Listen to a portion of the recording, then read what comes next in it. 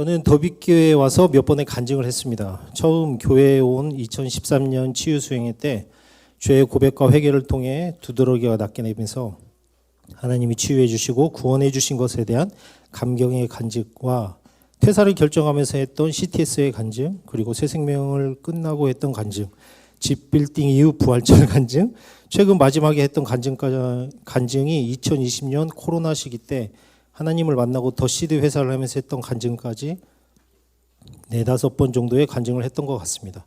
그리고 간증문도 제가 다 가지고 있고요.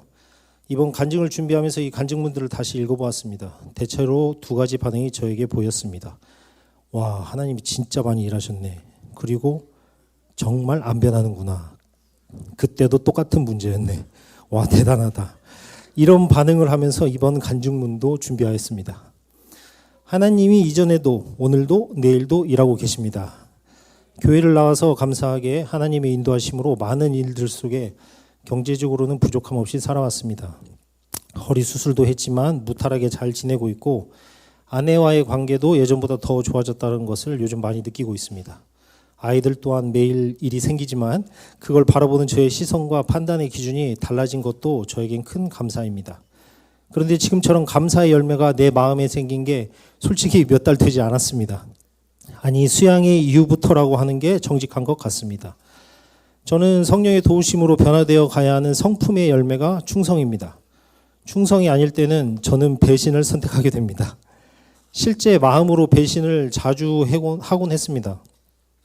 진짜 상태가 심각할 때는 우리 교회라고 안 부르고 이 교회라고 부를 정도였습니다. 더빅교회에서 예배를 드리고 섬겨야 하는 99개의 이유가 있더라도 한 가지의 문제가 걸리면 마음이 순식간에 시끄러워지고 생각의 끝은 교회를 떠나는 것으로 선택을 하는 성향이 바로 저입니다.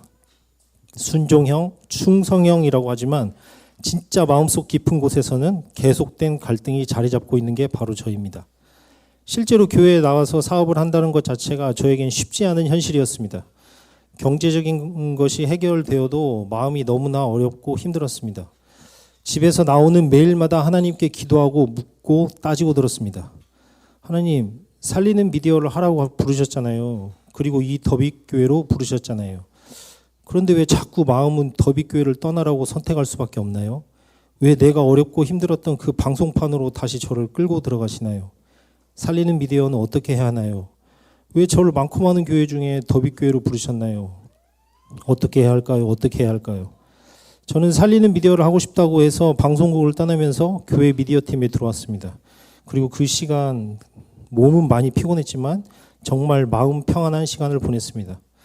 은혜의 시간이 지난 뒤 저의 판단에 문제가 드러나는 기간도 있었지만 더욱 정결케 하시는 하나님도 알게 되고 함께 기도해 주시고 세워주는 사역자분들과 집사님들이 있어서 안정되고 즐거운 시간이었습니다.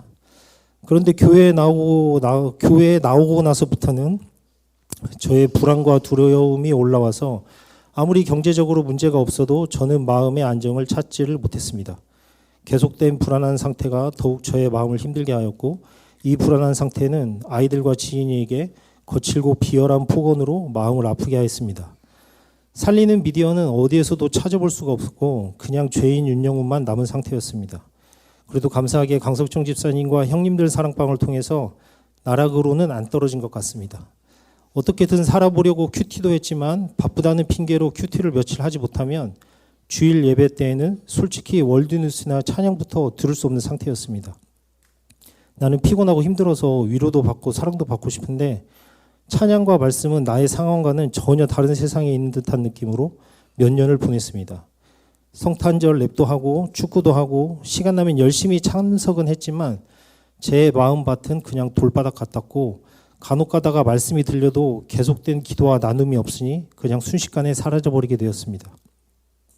교회에서 영화를 제작하고 영상들을 만들면 제 눈에는 어떤 게 좋고 이상한지 보였지만 미디어 팀에게는 피드백조차 쉽게 할 수 없는 관계가 되어 있었고 나도 내 상태를 알고 있으니 더욱 입을 닫게 되었습니다. 아예 관심 없고 남일처럼 대하는 마음이었습니다. 이제 살리는 미디어는 아이들 몫이고 나는 그때 필요해서 하나님이 잠깐 쓰시고 이제는 다른 사명으로 이끌어 가시려나 보다 하고 스스로 결정짓게 되었습니다. 하지만 외부에서 사람들을 만나면 여전히 하나님을 어떻게 만났는지 얘기하는 저를 보게 되고 절기가 다가오거나 은혜 받은 사람들을 보면 이건 기록으로 남겨야 하는데 하며 바로 생각과 구성이 돌아가는 제가 어이없시키기도 했습니다.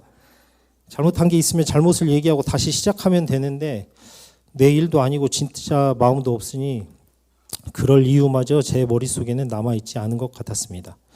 그런데 작년에 창세기를 지나면서 제 삶의 큰 의문점이 해결되는 시간이 있었습니다. 창세기 15장 6절 아브라함이 여호와를 믿으니 여호와께서 이를 그의 의를 의로 여기시고. 저는 생각의 틀이 아주 강한 사람입니다. 수양회 때도 말씀드렸지만 사람들을 관찰하고 저만의 파일을 모아놓고 그 파일대로 예상하고 판단하는 성향을 가지고 있습니다.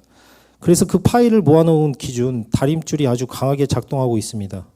많은 자료와 정보를 모아놓고서 제 나름대로의 판단을 통해 결론을 짓고 행동으로 옮겨야 불안하고 두려운 상황을 벗어날 수 있기 때문에 나도 모르게 파일들을 모으고 있는 겁니다. 그래서 그 기준이 너무 중요합니다. 나의 틀이 곧 나의 의이기 때문입니다. 정의란 무엇인가? 공평하고 공정한 세상, 정의가 승리하고 지켜지는 세상, 이런 세상을 꿈꾸며 만들고 싶었던 것 같습니다. 그 중심에는 하나님이 아닌 내가 있다는 것을 더 시들을 하면서 알게는 되었지만 여전히 그 의의가 저에게는 굉장히 중요했고 관찰을 통한 판단의 기준이 저에게는 너무나 중요했던 것입니다. 그런데 그 의의가 믿음이라는 말씀에 완전히 천지가 개벽한 사건이 되었습니다. 모든 판단의 기준은 믿음이다. 맞냐 틀리냐의 문제가 아니라 믿느냐 안 믿느냐의 문제를 하나님이 의로 여겨주신다는 말씀이 정말 충격적이었습니다. 항상 옳고 그름을 따지고 판단하기 위해서 정보를 모으고 또 기억하고 있는데 하나님은 내가 했다 믿느냐 할 때 아멘 믿습니다 라고 하는 것을 의로 여겨준다는 말에 너무나 잘못 살았구나라는 진짜 고백이 나왔습니다. 이전 간증문을 살펴보니 이 비슷한 고백을 여러 번 적혀 있어서 완전 놀랐습니다. 똑같은 문제로 하나님이 여러 번 고백하게 하셨는데 진짜 중요한 것은 잊어버리고 내 기준으로 모아놓은 파일들만 기억하고 붙잡고 있는 저를 보게 된 것입니다. 이때부터는 내가 생각하는 하나님보다 하나님이 바라보시는 나를 좀 더 생각하게 된 것 같습니다. 내가 만든 의와 내 왕궁이 아니라 하나님이 주인 되신 성전, 같은 몸이지만 내가 왕이 되는가, 주님이 주인 되시느냐에 따라서 생각과 행동, 말과 감정이 모두 달라진다는 것을 정말 많이 깨닫게 되었습니다. 그리고 올해 초에 어게인 1907 기도회에 다녀오면서 살리는 미디어에 대한 답을 얻게 되었습니다. 북한 탈북자분들이 어렵게 탈북한 북한에 죽음을 각오하면서까지 다시 들어가겠다고 간증하는 모습을 보는 도중에 갑자기 이런 마음이 들었습니다. 복음을 모르고 죽어가는 사람들에게 다시 돌아가야 한다. 복음 받은 내가 십자가 은혜로 공짜로 구원받은 내가 돌아가야 한다. 그때 깨달았습니다. 나도 언젠가는 방송판으로 돌아가야 한다. 진짜 복음 전하는 삶, 그것이 살리는 미디어인 것입니다. 살리는 미디어는 촬영하고 기록하고 기독교 관련 영상을 만드는 수단으로서가 아니라 내 자신이 살리는 미디어가 되어야 한다는 것을 알게 되었습니다. 내가 말하고 쓰고 전하는 모든 것이 살리는 복음이 되어야 한다. 미디어라는 수단으로서 역할로서만 생각했던 저에게 너무나 큰 깨달음과 회개를 주셨습니다. 정말 살리고 있는가 하며 돌아보니 내가 사랑하는 가족과 우리 교회 분들을 마음으로 죽이고 있다는 생각이 들어서 마지막 기도의 시간에 많이 부르짖고 회개도 하였습니다. 하지만 이런 깨달음이 있어도 다시 교회와 함께하는 것에 대한 두려움과 의문점은 많이 남아 있었고 그냥 피하고 돌아보지 않는 게 제가 살 길이라고 많이 얘기했습니다. 사랑방에서 이것저것 얘기하면 거침없이 얘기를 했습니다. 어차피 하나님이 아시는데 숨기고 싶진 않았기 때문에 이 교회가 끝이 아니다. 난 어차피 하나님을 밖에서 만나고 왔기 때문에 나가도 괜찮다 하면서 억지도 많이 부렸습니다.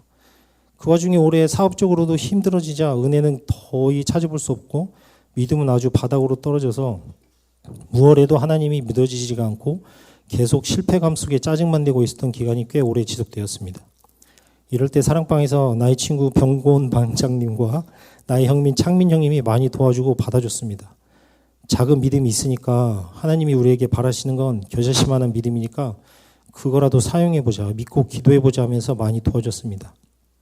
그리고 수양회 때 다림줄을 통해서 진짜 기준 없는 나의 모습을 보게 되었고 기도회 때 목사님과 사역자들과 함께 기도하면서 단단하게 묵혔던 실타래가 조금씩 풀어지는 마음의 상태가 되었고 짧지만 함께했던 워크숍을 통해 목사님과 많은 얘기를 하면서 내가 진짜 원하는 것은 물질도 명예도 아닌 하나님 안에서의 안정감이라는 것을 정말 깨닫게 된 후로부터는 마음이 너무나 가벼워졌습니다.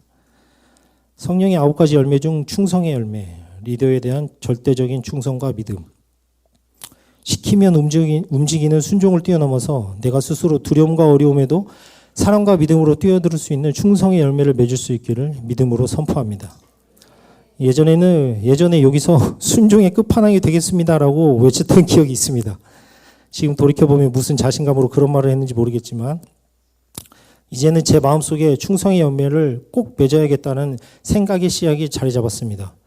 잘 키워서 꼭 충성의 열매가 내 삶에 나타나기를 기도하겠습니다. 많이 부족하지만 기다려주신 목사님과 사역자분들, 집사님들, 그리고 멋진 형님, 친구, 아우들, 그리고 사랑스러운 청년들, 그리고 자랑스러운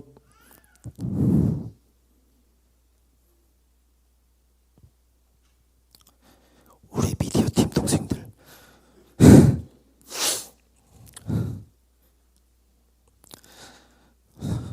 그리고 독화살을 쏟아부었는데도 끝까지 들어주고 견뎌준 사랑하는 우리 아내 진이에게 너무나 고맙고 미안하다고 전하고 싶습니다.